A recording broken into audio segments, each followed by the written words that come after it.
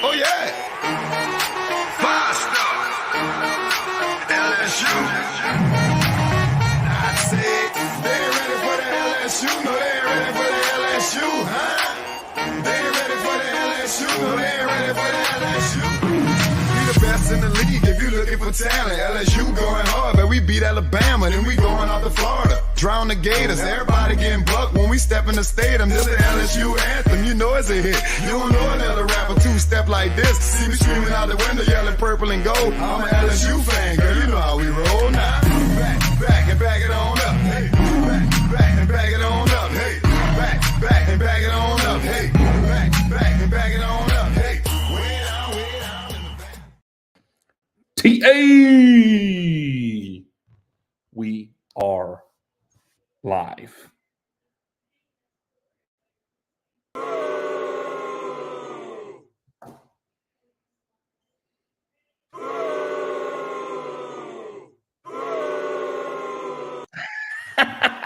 That's Zach. I mean, that's about how we feel right now.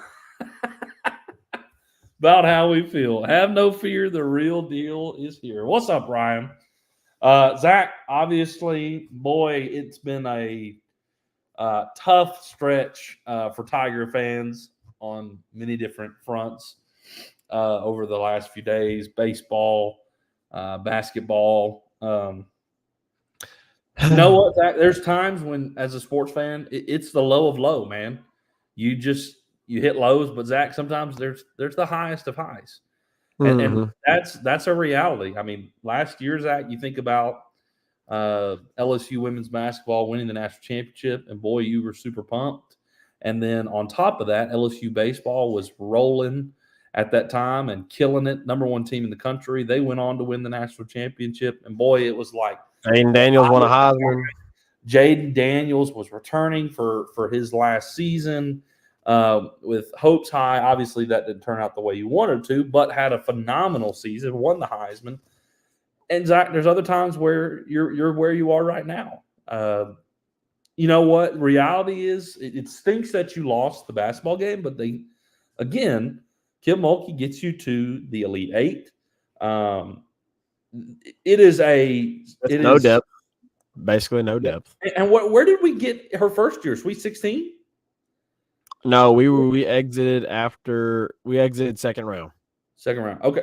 But point being, LSU women's basketball for the foreseeable future will be a regular in March.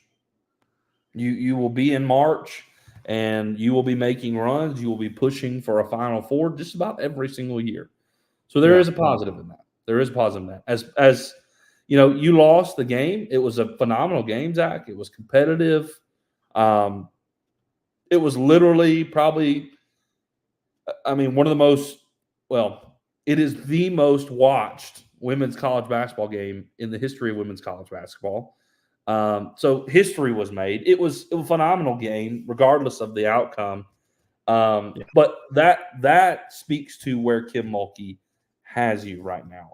Superstars, Angel Reese, Flau'jae Johnson, and of course Caitlin Clark battling it out on the court. And there is some positive to it, but you lost the game.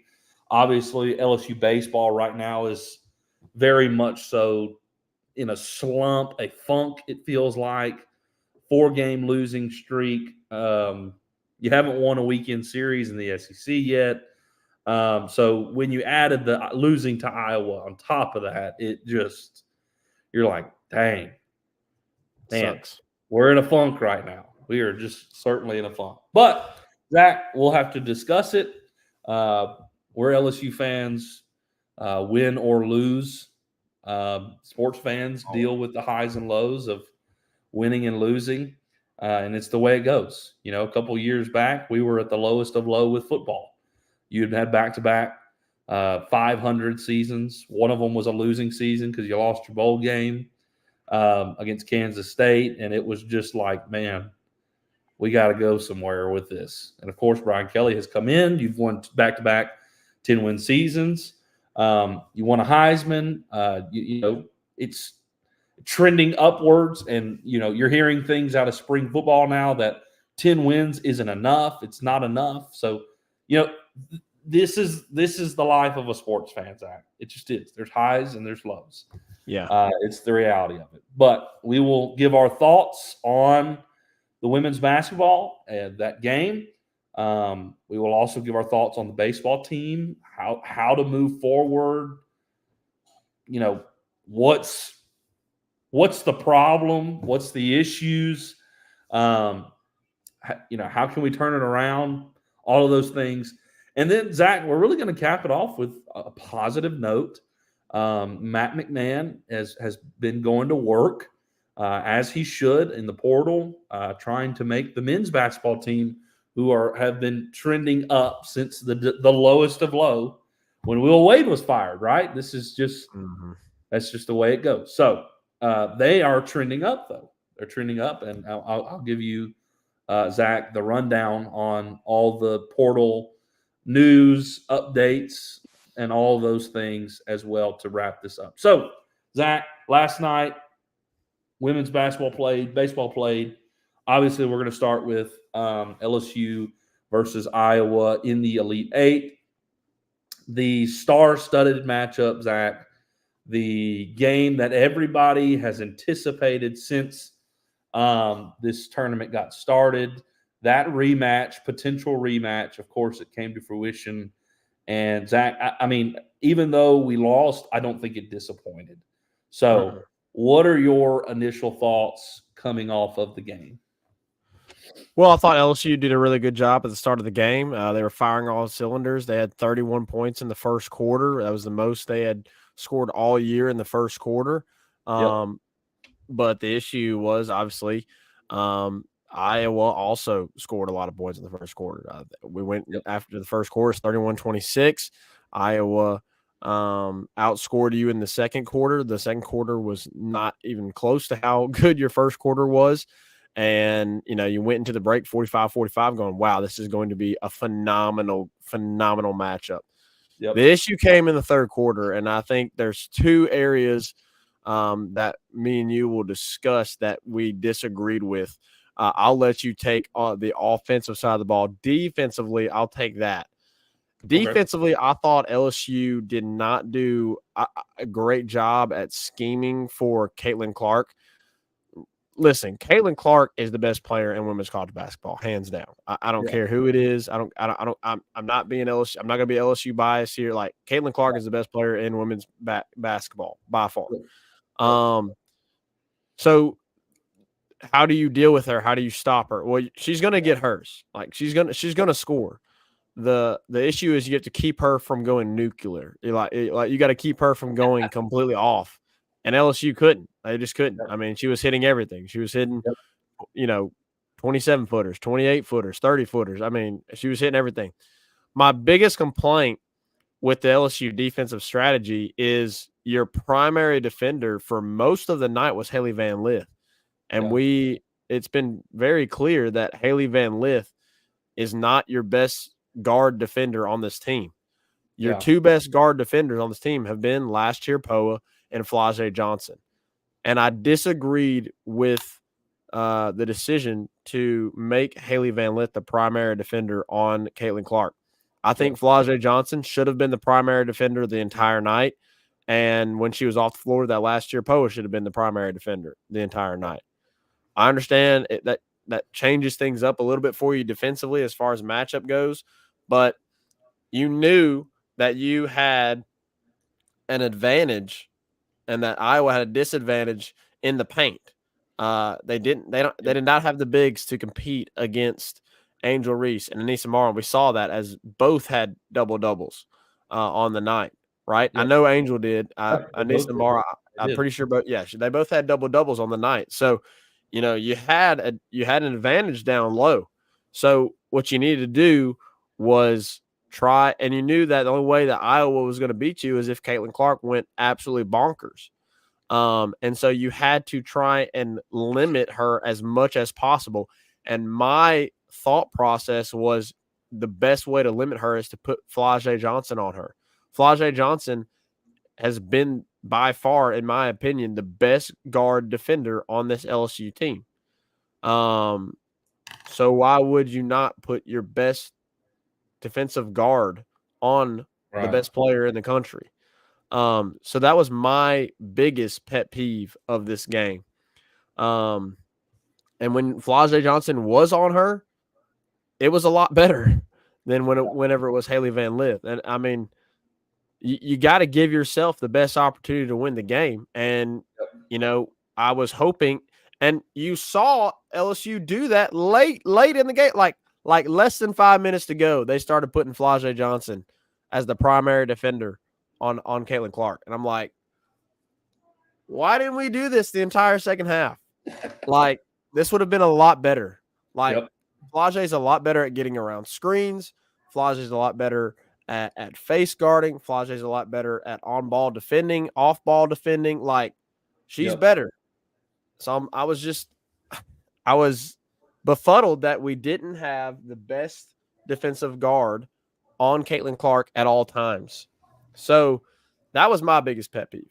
I know that you'll discuss offensively what your biggest pet peeve was, but unfortunately, you know, in the third quarter, LSU just couldn't get into a rhythm, and I know you'll discuss that. Yeah. But LSU just couldn't get into a rhythm offensively. A lot of the shots they were taking were not high quality shot selections. And even when you had high quality shots, when you had open shots, you just weren't hitting them. And Iowa was. I mean, the third quarter was your undoing.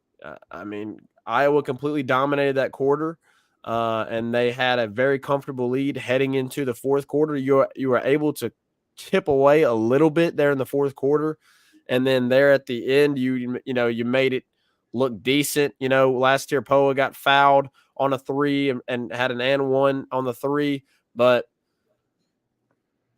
I mean, what are you going to do? I mean, Caitlin Clark's just she is her. She is her. So I hate it for the Tigers, but I got to say, I think they exceeded my expectations because I genuinely thought they weren't going to get to Iowa, to be honest.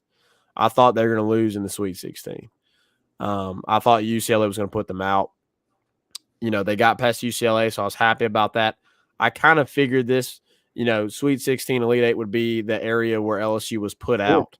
And you just kind of saw that throughout the entire course of the season. Like heading into the season, we were like, holy crap, this team is going to be better. Like, they're going to be more talented. And on paper, yes, they are more talented, but they weren't as experienced at the guard position. You know, you didn't have Alexis Morris. They weren't as experienced outside of Angel Reese in the post, where you had LaDazia Williams, a senior, who contributed mightily to last year's team. You didn't have the depth that you did last year, whereas you moved Hailey Van Lith. And the issue was you moved Hailey Van Lith. Hailey Van Lith was, I hate to say it, almost a non-factor in the postseason. Yeah. And really a lot of the regular season, to be honest. Very much underwhelming season for Hailey Van Lith. And I'm not going to put all of that on her because I think a large part of it was how we schemed her, how we used her. So I hate that it turned out that way when you had. Now I'll say Aneesa Moro, she exceeded expectations. I think she at the very least met expectations this year. I think you got to give your MVP for the postseason to Flau'jae Johnson by far. I mean, Angel Reese, you know, she does what she does, but Flau'jae Johnson took a complete step up this year in her sophomore season and specifically in the postseason. I mean, she carried you in the SEC tournament. And she plays with passion. She is a hype girl. I mean, she is the motivation. She is the team that keeps this. She is the player that keeps this team motivated whenever things are down, right? And she's the player that whenever people weren't hitting and people, you know, and you weren't playing well defensively, like she was flying around the ball, playing well defensively, like getting blocks, getting steals, getting really tough buckets. So my MVP for this postseason was definitely Flage. But yeah, last night was tough. Last night was a tough pill to swallow. But I can't say that I didn't see it coming. Zach, I felt like it was a tough pill to swallow because after watching the first quarter, I thought we had the recipe to win the game. I mean, seriously. I told you and Dad this in our text thread at the beginning of the game. They do not have what they had last year in the paint. I know one of them was McKenna Warnock. She was the one who had been playing with Caitlin for like 5 years, 4 years, I think, to that point, and was veteran and had size. And they had one other player. I'm drawing a blank on her name. I think her last name was Cesano. Yeah, Cesano. She was another player with size. So there was a good matchup. Honestly, last year it was to me, looking at it, was a tougher matchup than this year. Way more difficult match. Because you're looking at Caitlin Clark, who does what Caitlin Clark does, and you also had Warnock and Cesano, who had the size to match up against Angel and LaDaisia in the national championship. Of course, though, you had Jasmine Carson, who shot out of her mind and really propelled you in this game. And then this year, you look at it, and Hannah Stuelke is the only one of the 5 starters that is even considered a forward. They start 4 guards, and then Hannah Stuelke, who is smaller than Angel Reese. She's about the same size as Anissa, but she's smaller than Angel. All right, it's Zeke's bedtime. Love you, buddy. Say night-night to Zach. Night-night. Love you, Night, buddy. Have a good sleep, okay? So you had a clear advantage in the paint. If Stuelke was going to guard Angel, then Anissa Morrow had an advantage. If Stuelke was going to guard Anissa, then Angel had the advantage. And you saw that in the first quarter that they had zero answer for Angel. Zero. Stuelke was majority of the time guarding Anissa Morrow, and Angel was dominating. And you knew they didn't have the size to match up with Angel, because every time Angel would get the ball, she'd draw 2 or 3 players. Yeah. And Angel was able to dish the ball out and allow other players to get open shots. So why in the world, and I'll kind of give my reasoning on it, because I think there may be a legitimate reason. But at the same time, anyway, I'll get to it. Why in the world in the second half did you go away from that? Why did you go away from that? Well, maybe not the whole second half. The third quarter specifically felt like they were not giving Angel the touches she needed. You would come down and have very quick possessions with mid-range shots that just weren't the best. Some of them contested. And then, of course, there were times when you had wide open threes that you just didn't knock down. I mean, last year I remember specifically had one where she missed everything, and then had one at the top of the key, wide open, didn't hit it. And Angel was not being fed the ball. I mean, in the first half, you were coming up, you were setting your offense up in the half court, you were setting a screen and getting Angel the ball. Or Angel was posting up and you were dishing it into her and letting her work, because the size of Iowa compared to LSU demanded that you gave Angel 2 or 3 more players, or she was just going to dominate whoever she was against. And because she attracted more players, she was able to dish it off to somebody else for an open shot. And if you remember, she was like 10 points, 8 rebounds, and like 4 assists in the first quarter, because she was getting buckets and she was feeding the ball. I mean, it was – and she had all the rebounds because she had like several offensive rebounds. She would go up for her first shot with 2 or 3 players on her. They're still smaller than her, so she'd go up and get the rebound over 2 or 3 players, put it back up and score again. Like, I don't understand why they went away from it, because you had a clear advantage. And the reality was, if you limited Clark, which she went off, but if you allowed, let's say, Clark to just say, all right, we're gonna force Caitlin Clark to do what she does, and take the rest of the team out of it. If you take the post game, the post game was non-existent for Iowa, non-existent. So Stolke had I think 3 points, 3 rebounds, come second half. Like, it was non-existent. Yeah. If you would have continued doing what you were doing in the first quarter, you would have won the game. Because they started off hot. Iowa started off hot because they hit several threes. They had a bunch of fast breaks. Because LSU wasn't getting back in transition very well. Mulkey calls a timeout, gets on to them about their transition defense. The transition defense immediately picks up the pace, and then you saw LSU storm right back in it and have the lead by the end of the first quarter, and Angel was dominating. She was absolutely dominating. You went away from that, though. And in my opinion, it cost you the game because you were not leaning on your strength. And you settled for a lot of jump shots that just weren't good shots. They weren't good shots at all. And I think, this is what I was saying, why they may have gone away from it.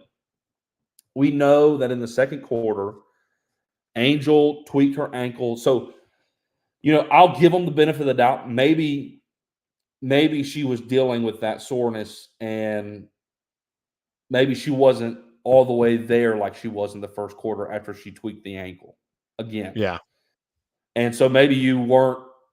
Maybe Mulkey or whoever was like, okay, maybe she doesn't have it right now because she's hurting or she's with her ankle. So maybe we need to find something else because she's not herself right now. Maybe that's what it was. I don't know. I think it certainly played factor into it because after she tweaked her ankle, she wasn't dominant as she was in the second quarter. She was still good in the second quarter, just wasn't what she was doing in the first quarter. And then the third quarter, it was like, where's Angel? What are we doing? So if you forced Iowa to just live through Caitlin Clark, then you would have won the game. Mm-hmm. You would have won the game. She would have put up her shots, and she would have hit her shots. But if you would have worn them down to where that was all they really relied on, and then eventually she's not going to hit every shot, as we know. She hit 9 of 20, which is good. Which is good. 3-point percentage is 45% from the three, which is good. But if that's all they're relying on, it's not going to be enough for what they could have been doing if they would have been leaning on Angel and Anissa in the paint. Because, again, a lot of their points came off of fast breaks and the 3-point, and that was about it. So if we would have lived through what we were good at and where the strength was, where our advantage was, I think we could have won the game.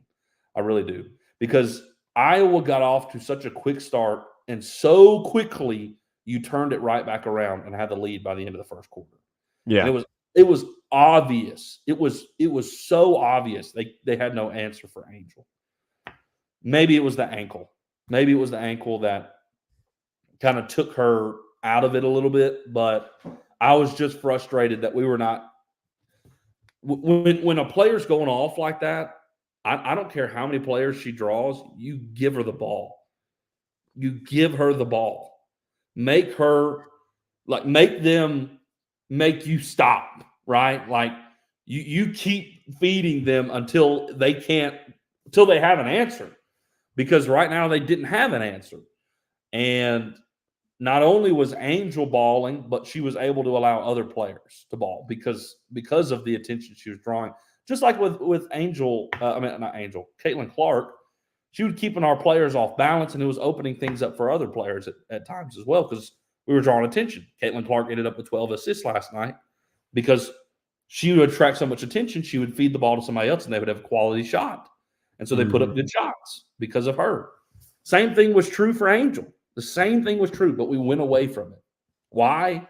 I don't know. Maybe it was the ankle, but that was my big catch on last night. Either ways, though, Zach. Either way, though, I mean, again, it was just a phenomenal game of back and forth. They went up kind of big in the third quarter, and then you shrunk the lead to like 5, I think, in the fourth quarter, pretty early in the fourth quarter. And another big thing in the fourth quarter that cost you was turnovers. You had some really lazy passes and just kind of boneheaded plays at the point guard position.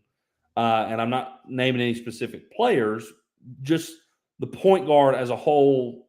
Poa and Van Lith had some really just questionable passes that really, really hurt you because you had chances to cut the lead to even shorter or even smaller than 5, and you lost those opportunities. I'm thinking specifically of when we had back-to-back stops and back-to-back scores, and we had made the score 58 to like 65 or 63, and Iowa had a fast break.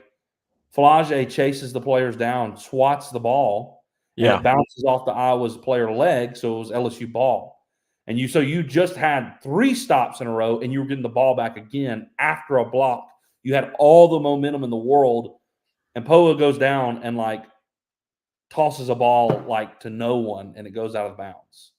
And it was just like momentum killer. It was a momentum killer. And so I just those two things really hurt you. They really hurt you in this game. Yeah. And Zach, here's the other deal. Iowa was just really stinking good. Yeah. They were really stinking good. I mean, Caitlin Clark put up 41 points, but I'm trying to remember that other girl's name, Stargos, or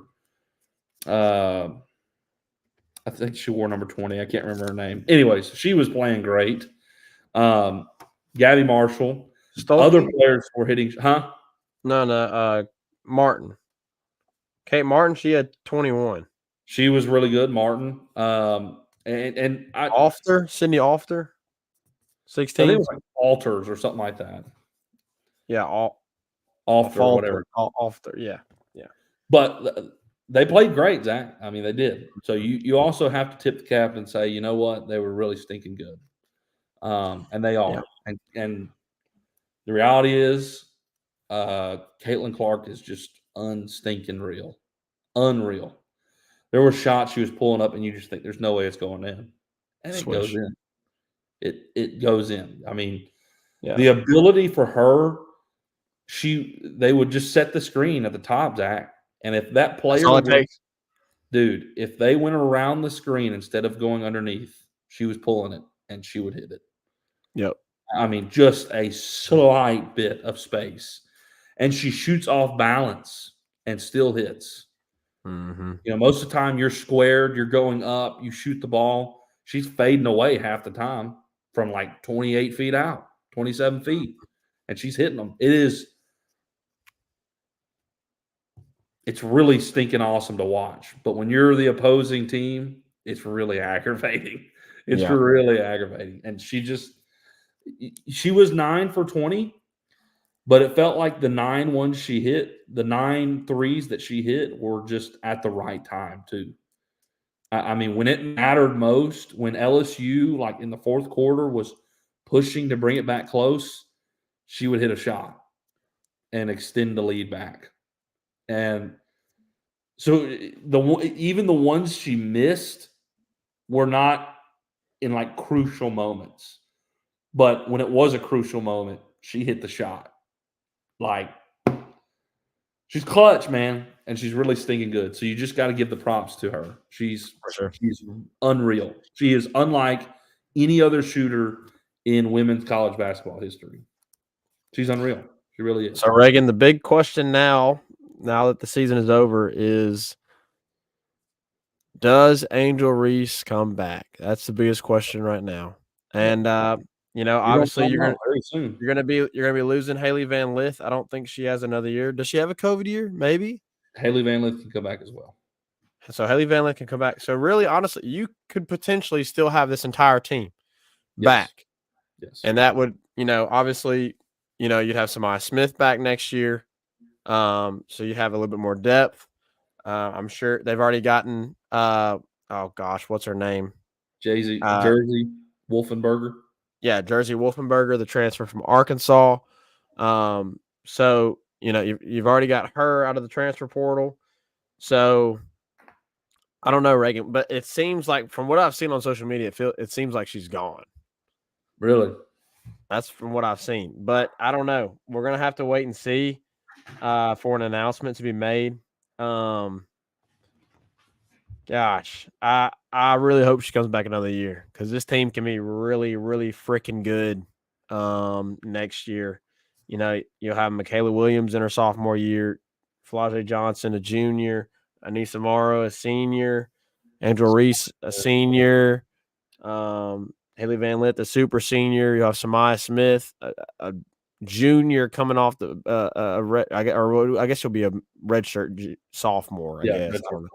Redshirt sophomore coming off the bench. Leah Del Rosario be a sophomore. You'll have last year Poa back as a senior. I mean, and then obviously you have Wolfenberger Barger, whatever her name is. I think she'll be a junior or senior as well. Like you'll have the talent, but not only will you have the talent, you'll have veteran players. They'll all be veteran. Like all of them will be veteran, and and all of them are extremely talented. So like, if you want to win another national championship, try to get Angel Reese and Haley Van Lith back. And look, I understand a lot of fans are like they're put off now by Haley Van Lith because she just didn't perform. Haley Van Lith is still really good. Very good. She's still very extremely talented. I mean, do we just forget what she did at Louisville? So, like, she still has the talent. It's just a matter of can Kim Mulkey, do a better job next year if Haley Van Lith come back. If Haley Van Lith comes back next year, can Kim Mulkey do a better job at scheming for her? Yeah. Because I think that was an issue this year for the Tigers. So it hurts. It sucks. Can't say I'm surprised. You need to get better depth next year. And listen, if you don't have Angel Reese, you're going to have Samaya Smith, who I think is going to be very good. I fully expect Anissa Morrow to come back. I fully expect, last year Poe is going to come back. Obviously, you're going to have Flau'jae and Michaela Williams. Jersey. So what does Haley Van Lith do? So, we'll wait and see. But, and I do agree with this. Look at what Ryan said. He said, need a point guard badly. A true point guard. You need a true point guard. Yeah, Laster Poe and Haley Van Lith are just not it at the point guard position. You need a facilitator. If this team had a really good facilitator, man. Let's Ryan's been blowing it up. Let's go through a few of his comments real quick. He said the thing that hurt the most was that the other Iowa players hit high percentage shots from three. Yep. This team, with the lack of depth, got tired in the mid, third, and fourth quarters. I mean, that's another factor we didn't talk about that Ryan makes a really good point. Angel did slow down after the ankle injury. She jogged down the court in transition. Yeah, I saw that a few times. Yep. Turnovers killed possession. And he also said, I feel like Angel is leaving. Look, she's going to make the money wherever she goes. Regardless of the WNBA salary, she's going to have her endorsements. Yeah. She just is. So she'll still make that money. And probably will get more, maybe. Now that she's away from the red tape of college, right? She can get even more. At the same time, though, women's college basketball is a much bigger brand than the WNBA is right now. Yeah, way really bigger. Is. There is more star power. There is more attention on women's college basketball. Way more than the WNBA. And she will still get paid. She's also made it clear, Zach, that she loves it at LSU. She loves Kim Mulkey. So we'll see. It's a tough. I think she's got a tough decision to make. Do you still want to keep going to class? Which she doesn't. She doesn't go to class. We know she takes everything online through LSU because it got kind of like Zion Williamson. It gets to a point where a player can't go to class, can't even get to class. That's where Angel was. So she was taking everything online and not even going to class. So it wasn't really like she was going to class. But if you're going to be a player, she's got to, she's got to be enrolled. So maybe she wants to get off of, out of class and move on. But she's going to make money regardless, Zach. So, we'll see. We will certainly see. But they have 48 hours from the end of that game. So you're probably going to find out tomorrow the decision. So I think it has to be tomorrow. I'm pretty sure. So correct me if I'm wrong, but I'm pretty sure Haley Van Lith and Angel Reese will have to have a decision out by tomorrow. So Zach will certainly see. All right. That's pretty much it for women's basketball. We'll move into the offseason. All right. The transfer portal has already been going for Mulkey. Obviously, she already got Jersey. She picked up another commitment today in Bella Hines, top 30 player in the country for the class of 2025. Another elite player, Zach, for Kim Mulkey, number one player in the state of New Mexico. So apparently had a silent commit to LSU since before the NCAA tournament started, and now that the season is ended, made that commitment. I don't know what the significance is of not announcing until after the tournament, but that's what she did. So committed to LSU, another big pickup for Kim Mulkey. She continues to be an elite recruiter. I mean, that's all she does. She brings great talent. LSU will be at the top of women's college basketball as long as Kim Mulkey is at the head of things. So, all right, Zach, we got to move on and talk about this men's baseball team. That really, really struggling right now to find just find an identity. Who's the leader of the team? Who is? Man, you felt like, and I'm not trying to knock him by any means or them. You really thought that, Hayden Travinski and Tommy White, would be just leaders on this team. And according to Jay Johnson, it just ain't there right now. It ain't there. It feels like they're lacking leadership. It feels like they're lacking passion and drive and want to. It feels like they don't care about losing games, because if you hate losing, last night doesn't happen. Yeah. You go play the number one team in the country in Fayetteville, you get stomped. Well, maybe not stomped, but just demoralized because you played 3 games in a row where you battled and you were close and you lost. Yeah, it was close. Really, it was close in all 3, really, which is encouraging. That's the point. The talent is there, but it was close in all 3 of them. And then you come down and you die in your own stadium to a team that is 11-13, Southern. And they dominated you. They dominated you. You had 11 walks. They gifted you 11 walks, and you didn't get a hit till the 5th inning. Just inexcusable. Pitching, not executing. Just right now, my biggest worry is that it feels like they don't want to win. It feels like they have no desire to not lose.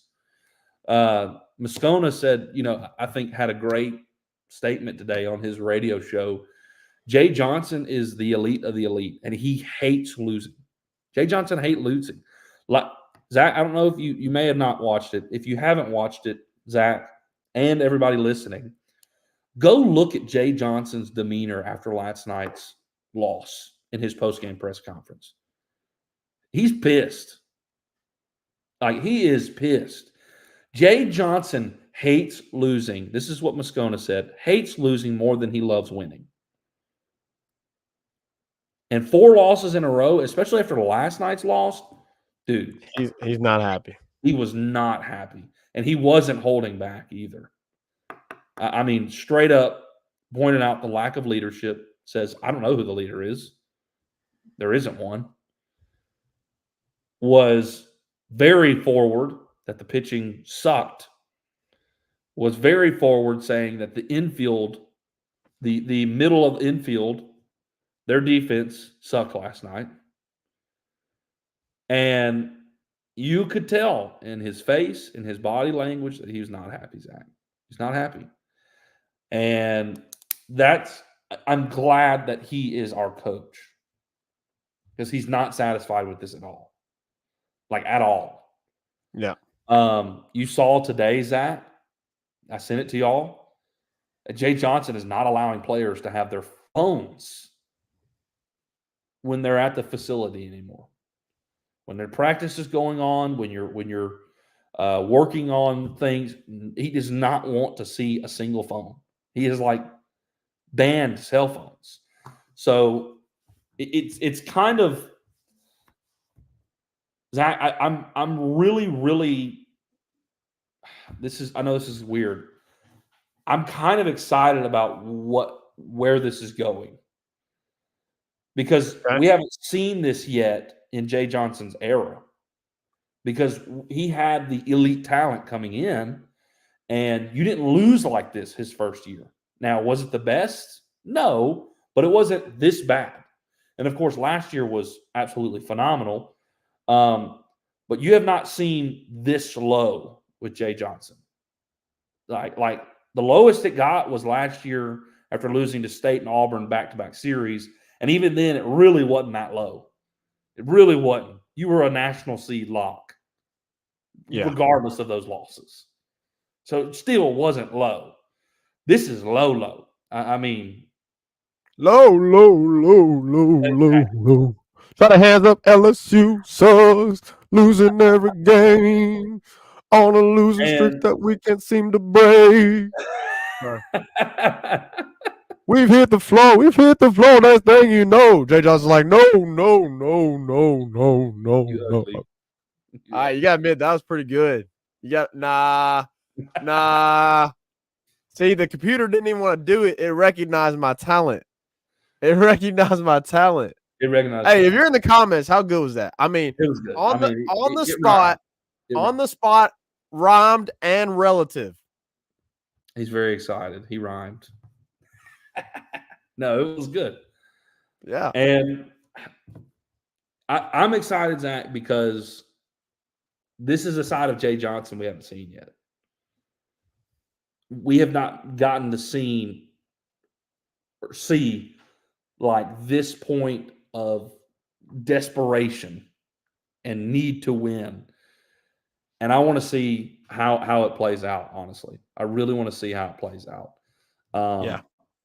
I'm thrilled, though, that Jay Johnson is at the head of this.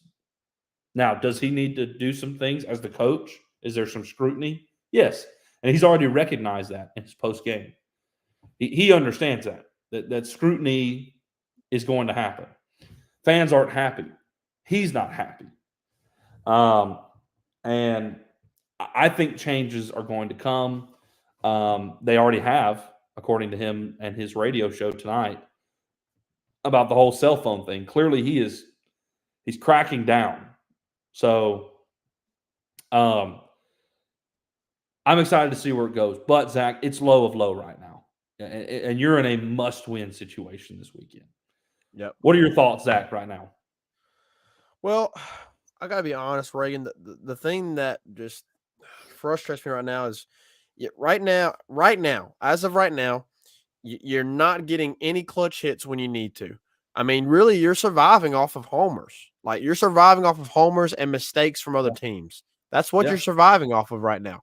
You're not getting clutch hits whenever guys are in scoring position at all. Yep. The last time I think I saw a clutch hit with a guy in scoring position was against State whenever Tommy hit the single. and they scored 2 when you had 2 outs. What I mean by clutch hits is you got guys in scoring position.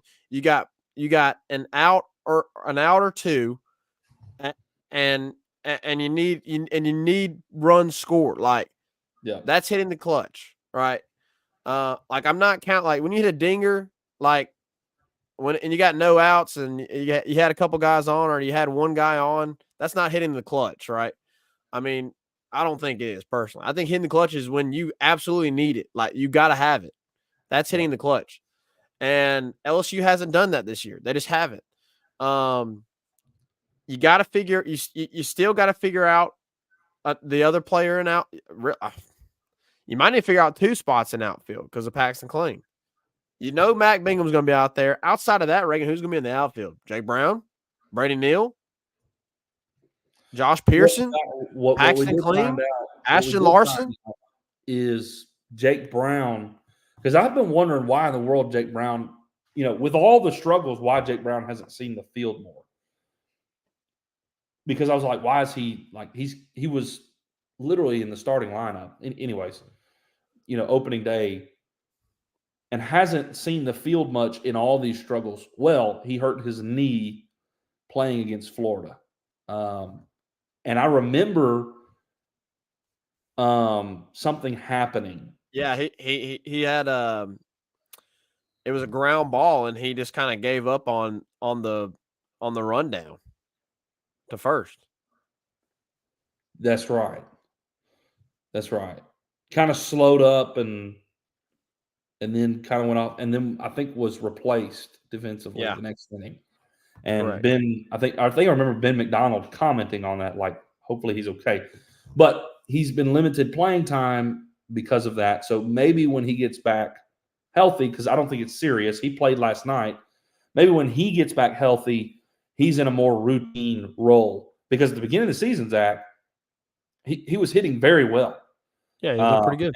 And has fielded just as well too. So I was kind of curious about why that was happening. Obviously, it's that injury. I think if he gets back healthy, he'll see more. Ashton Larson, I think, has earned some more playing time as well. I think he has. Well, you got to figure that out. I still think you got to figure out. You haven't figured out second base yet. Shortstop's a little iffy. Although I really like what Michael Braswell's been doing. But he's had some issues. He's had some fielding issues. I mean, he had some fielding issues. He did so last night.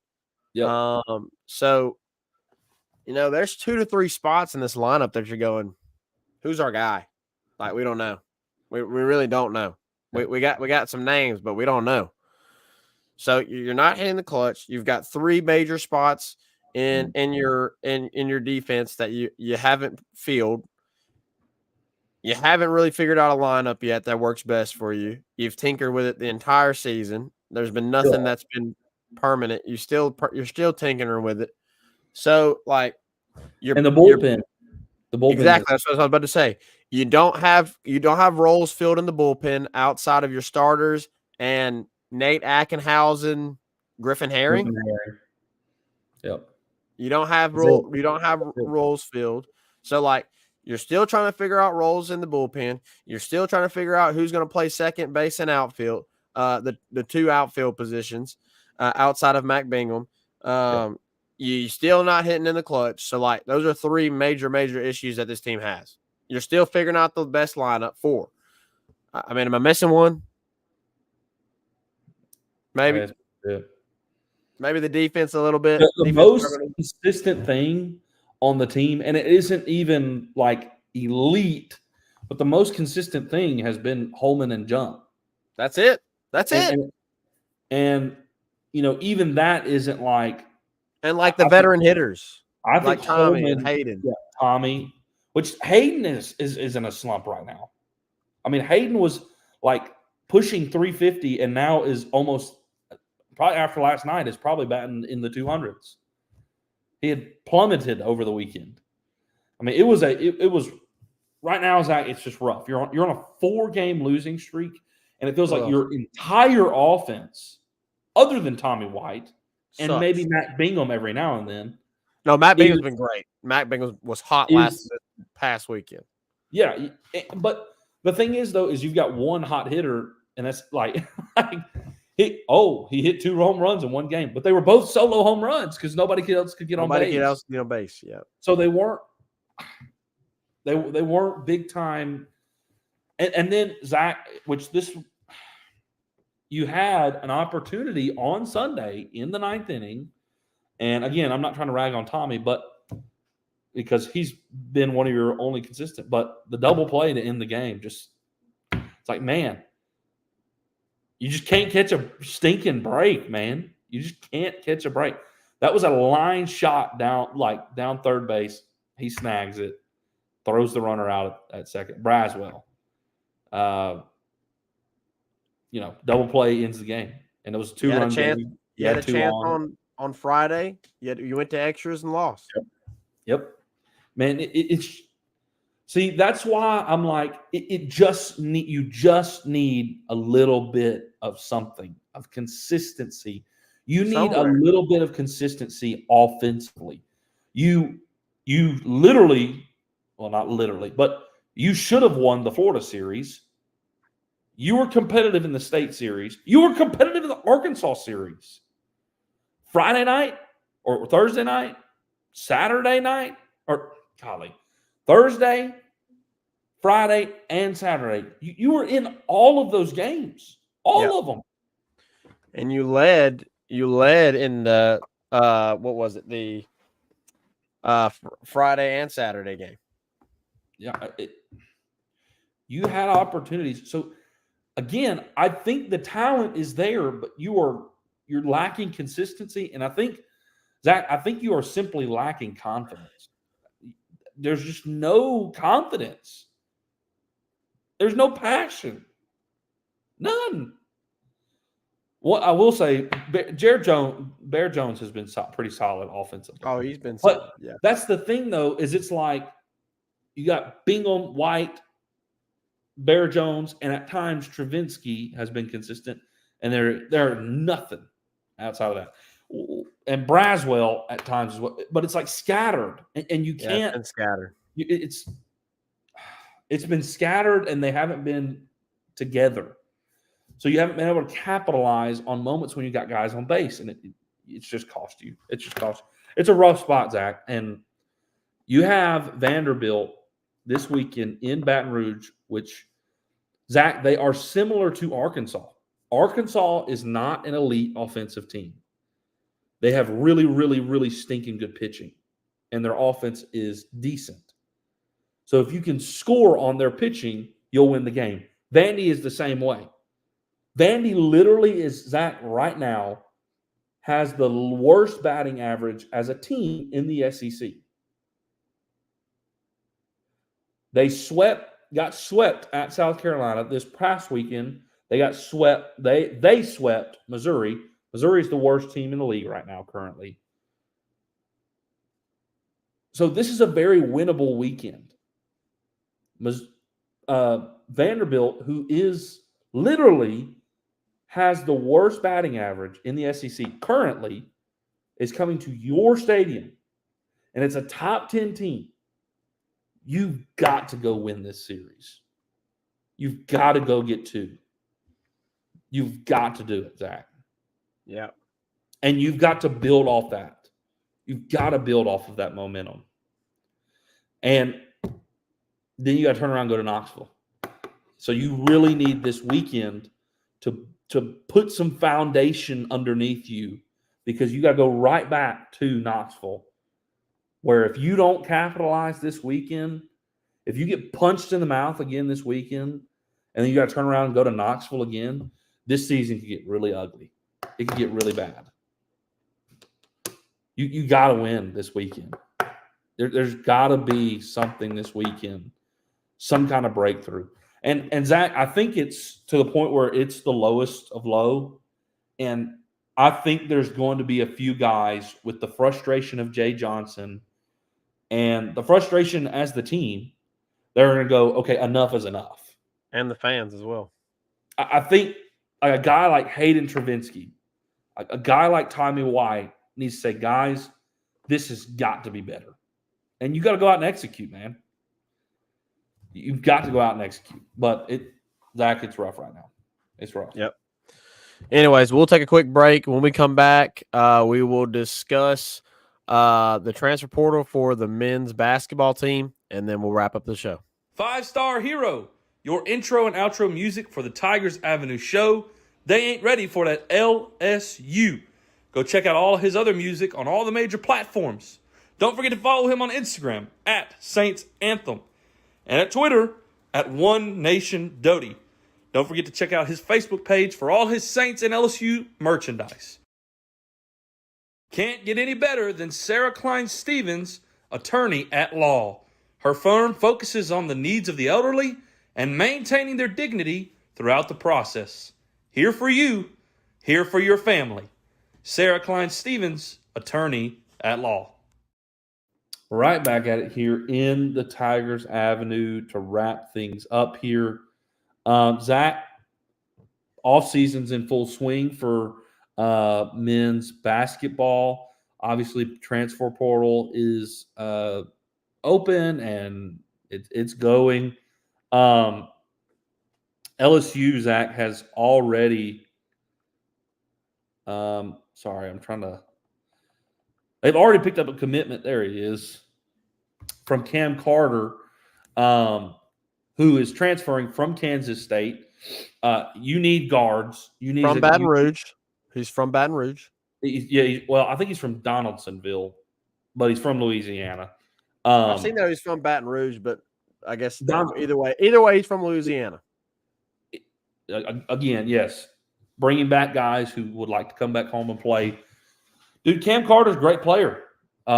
Great player for Kansas State. Averaged 14 points a game this year. Was well over 20 several times. In fact, he came to Baton Rouge, Zach, and hung 21 on LSU. When we played Kansas State earlier in the year. So he commits to LSU. So you needed a guard. You've already got one. I feel like it's kind of like a Jordan Wright replacement, kind of.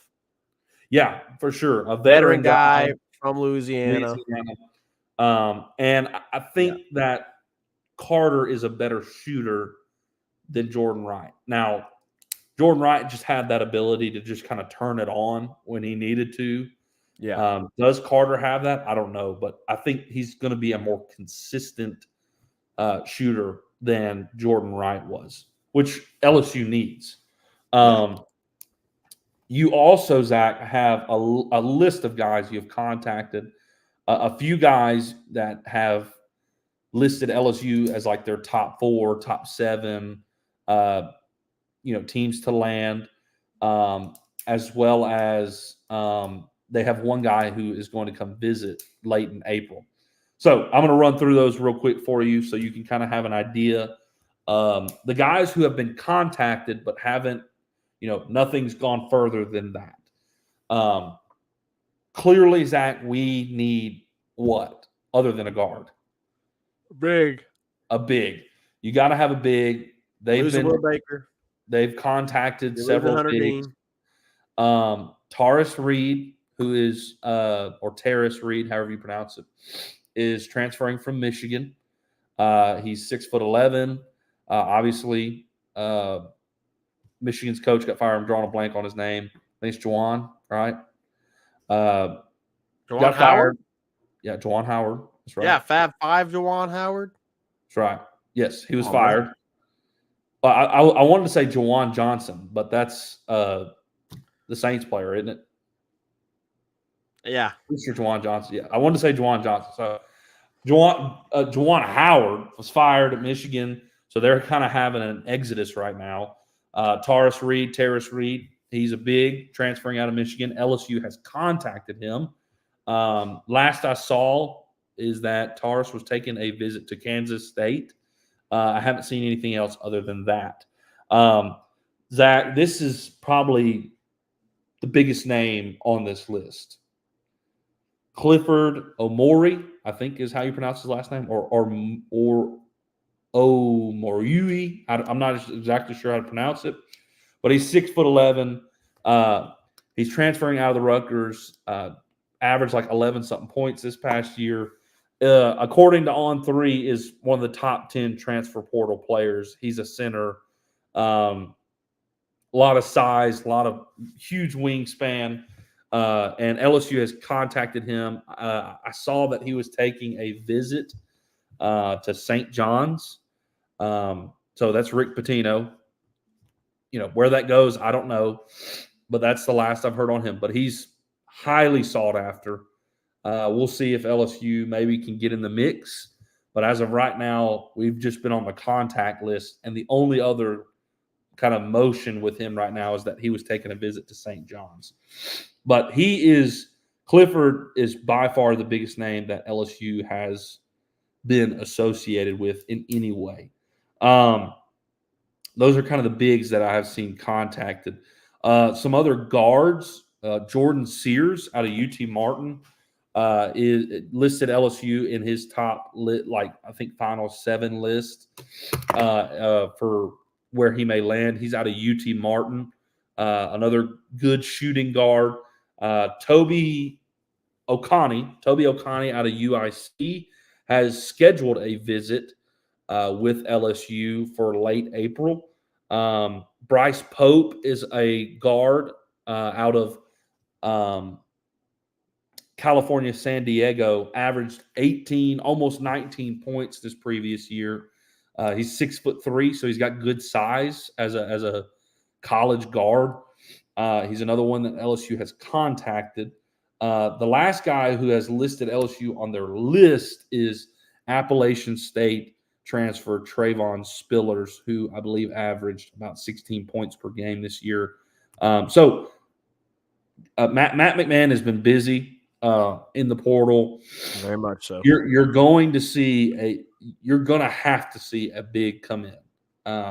You're going to absolutely need one, unless someone comes out of nowhere in the recruiting class. But I think you absolutely have to go get a big in the portal. So I'll certainly keep you updated on Clifford. If he goes and lands Clifford from Rutgers, it will be the biggest get that Matt McMahon has gotten his entire time at LSU. Obviously, he's landed Cam Carter already, so hopefully he can build off that success and continue to land guys. But Zach, in high school recruiting, one big news is that you've already landed Robert Miller and Curtis Givens out of Monteverde. Another great class for Matt McMahon. Victorious Miller, who had LSU on his final list, he went and signed with Oregon, but has been released from his letter of intent and has decommitted from Oregon. Yep. And is favored and trending towards LSU. He is a top 30 player in the country, 4-star shooting guard. So there's something to watch there. That may be another player making his way in this coming season. Yeah. Because he's class of 24. In other news, the class of 2025, Sadiq White, who is the number 1 player, Zach, in North Carolina. I'm going to say that again. The number 1 player in North Carolina, where basketball is king. Power forward. He's a top 25 player in the country. Highly recruited player. Every blue blood has given this kid an offer. Mm-hmm. He has LSU in his top 7 list. So, Matt McMahon, contrary to, I think, a lot of people's opinion, can recruit. He can recruit. Now, does he ultimately land Sadiq White? We'll see. North Carolina wasn't even on his top 7 list, surprisingly. Yeah. But number 1 player out of North Carolina, top 25 recruit in the country, 5-star player, got you LSU on his final 7 list. Pretty awesome for Matt McMahon. But there's going to be more updates to come because LSU is going to land some more players in the portal. So we will keep you updated on all those things as well. All right, Zach. We're already running over a little bit. Appreciate Ryan being in here tonight. He's really interacted well. Zach, I'm not sure where the viewership was tonight. Hopefully, we had a good bit watching. We did. Although Appreciate all y'all. Zach, although it is rock bottom, you lost to Southern last night. You can only go up from here, boys. You can only go up. From here. Once you reach the bottom, the only way you can go is up. I mean, I guess we can stay down. Just keep losing. You could just stay at the bottom, but no, I'm cautiously optimistic because Jay Johnson is at the helm of things. Zach, again, this series against Vanderbilt starts on Thursday. Again, Must win series. It is a must-win series. We'll give you our thoughts on that series next time. Thursday night after the game. There you go. After the game, Thursday or night. Friday night after the game. Yeah, Thursday or Friday, depending on how the games fall. We'll give you our thoughts on how the series is going, and hopefully it'll be good news, Zach. All right, we'll see you next time here in the Tigers Avenue. Five Star here takes out. Peace. Never stop.